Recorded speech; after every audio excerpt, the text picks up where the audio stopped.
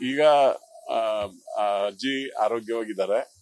ಮೊನ್ನೆ 3 ದಿನದ ಹಿಂದೆ ನಮ್ಗೆ ಪತ್ರಕರ್ತರೊಬ್ರು ಕರೆ ಮಾಡಿ ಈ ತರ ಒಬ್ರು ಅಜ್ಜಿ ಅನಾಥವಾಗಿ ಬಿದ್ದಿದ್ದಾರೆ, ಅವ್ರು ನೋಡ್ಕೊಳ್ಳೋರಿಲ್ಲ ಅಂತ ಹೇಳಿ ಕರೆ ಬಂತು. ಅದರ ಮೇರೆಗೆ ನಾನು ನಮ್ಮ ಜಿಲ್ಲಾ ವಿಕಲಚೇತನ ಕಲ್ಯಾಣಾಧಿಕಾರಿ ಮತ್ತೆ ಅವ್ರ ತಂಡದವ್ರಿಗೆ ವಿಚಾರ ಮುಗಿಸಿದ ತಕ್ಷಣ ಅಲ್ಲೋಗಿ ಸ್ಥಳೀಯ PDO ಅವರು ಮತ್ತೆ ನಮ್ಮ ವಿಕಲಚೇತನದ ಅಧಿಕಾರಿಗಳು ಎಲ್ಲರೂ ಸೇರಿ ರೆಸ್ಕ್ಯೂ ಮಾಡಿ ವೃದ್ಧೆನ ಕರ್ಕೊಂಡ್ಬಂದು ಹಾಸ್ಪಿಟಲೈಸ್ ಆಗಿದ್ದಾರೆ, ಸೇರಿಸಿದ್ದಾರೆ.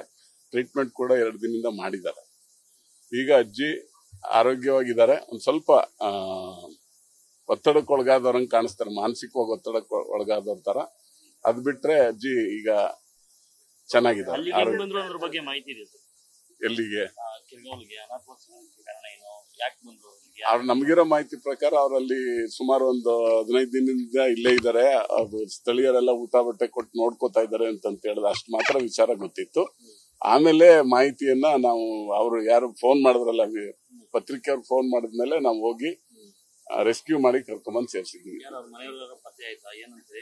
ಅವ್ರ ಮನೆಯವ್ರ ಅವ್ರ ಮಗ ಬಂದಿದ್ದಾರೆ, ಅವ್ರನ್ನ ವಿಚಾರ ಮಾಡಿದ್ವಿ. ಅವರು ಕೂಡ ಒಂದ್ ಸ್ವಲ್ಪ ಏನು ಒಂದು ಕ್ಲಿಷ್ಟ ಪರಿಸ್ಥಿತಿಯಲ್ಲಿ ಇದ್ದಾರೆ. ಮಗ ಅವರು ಮದುವೆ ಆಗಿಲ್ಲ ಪಾಪ, ತರಕಾರಿ ವ್ಯಾಪಾರ ಮಾಡ್ಕೊಂಡು ಬೆಂಗಳೂರಲ್ಲಿ ಜೀವನ ಕಳೀತಾ ಇದ್ದೀನಿ ಸರ್, ಈ ತರ ಇದೆ ಅಂತ ಹೇಳಿ ನನ್ನ ಜೊತೆ ಮಾತಾಡಿದ್ದಾರೆ.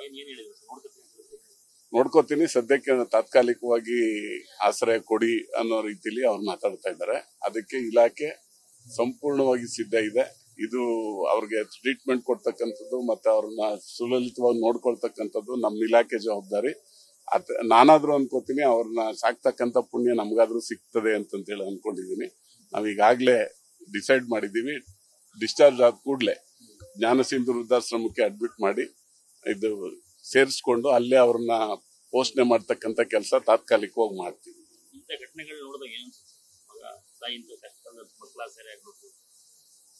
ಅವರು ಮಕ್ಕಳು ಆಸರೆ ಆಗಿಲ್ಲ ಅಂತ ಹೇಳಕ್ ಆಗಲ್ಲ ಈ ಪ್ರಕರಣದಲ್ಲಿ. ಹಿಂದೆ ನಡೆದಂತ ಪ್ರಕರಣಕ್ಕೆ ಸಂಬಂಧಪಟ್ಟಂತೆ ಅವರು ಸ್ವಲ್ಪ ಮಾನಸಿಕವಾಗಿ ನೊಂದಿದ್ದಂತಕ್ಕಂಥ ಮಹಿಳೆ.